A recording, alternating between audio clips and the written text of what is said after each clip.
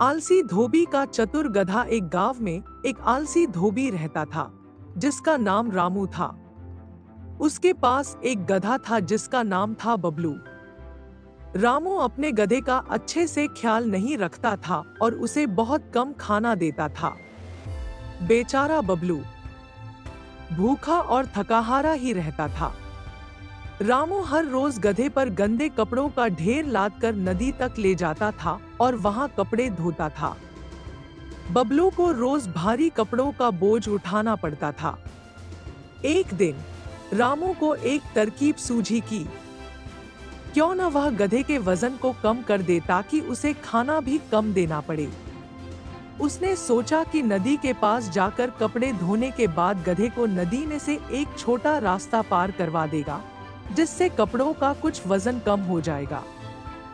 अब रामू रोज गधे को कपड़े लादकर नदी के किनारे ले जाता और बबलू जैसे ही नदी में पैर रखता, कपड़े थोड़े हल्के हो जाते। रामू को लगा उसकी चाल काम कर गई और वह अब और भी आलसी हो गया। लेकिन बबलू चतुर था। उसे जल्दी ही समझ में आ गया कि रामू उसकी मेहनत का फायदा उठा रहा है। एक दिन बबलू ने सोचा कि उसे भी कुछ करना चाहिए। अगले दिन जैसे ही रामू ने उसके ऊपर कपड़े लादे और नदी में उतरने को कहा, बबलू ने एक योजना बना ली। जैसे ही बबलू नदी में उतरा, वह पानी में बैठ गया। कपड़े पूरे भीग गए और उनका वजन और भी बढ़ गया। अब रामू के लिए उन कपड़ों को वापस गधे पर लादना मुश्किल हो गया। उसे समझ में आ गया कि बबलू ने उसे चकमा दिया है। रामू को अपनी गलती का एहसास हुआ और उसने ठान लिया कि अब वह बबलू को ठीक से खाना देगा और उसके साथ अच्छा व्यवहार करेगा। इसके बाद रामू और बबलू दोनों खुशी खुशी साथ में रहने लगे। रामू और बबलू अब पहले से अच्छी तरह रहने लगे थे। रामू अब बबलू का पूरा ख्याल रखता और उसे अच्छे से खाना देता। बबलू भी खुश था कि अब उसकी मेहनत की कद्र हो रही है। दोनों में अच्छी दोस्ती हो गई थी। एक दिन रामू को बहुत सारे कपड़े धोने का काम मिला। यह काम किसी शादी का था और कपड़े बहुत महंगे और भारी थे। रामू ने सोचा कि इस बार उसे बबलू की और भी ज्यादा मदद लेनी पड़ेगी। उसने बबलू से कहा, बबलू, आज थोड़ा और मेहनत करनी पड़ेगी। यह काम समय पर पूरा करना है। बबलू ने अपनी जिम्मेदारी समझते हुए सिर हिलाया और कपड़े लादने के लिए तैयार हो गया।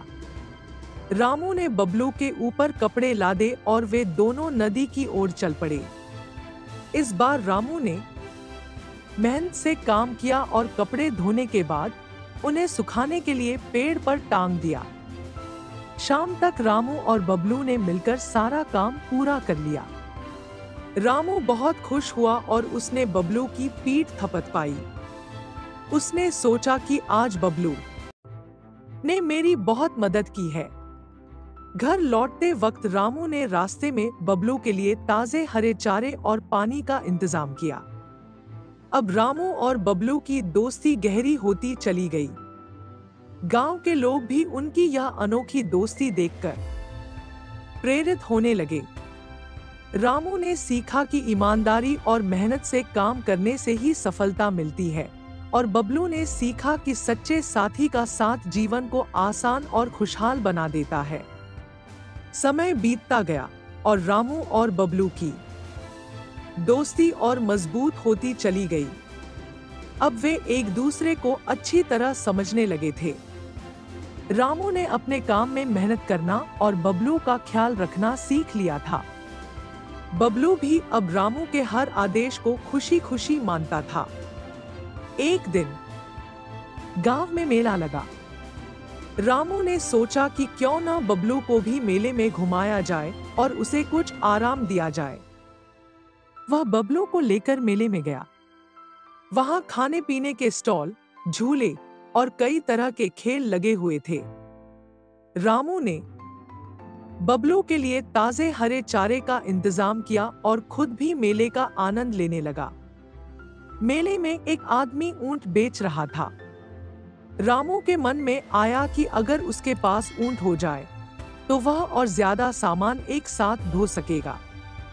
उसने बबलू की ओर देखा और सोचा कि अब उसका काम ऊंट से हो सकता है, और बबलू को बेचने का विचार किया।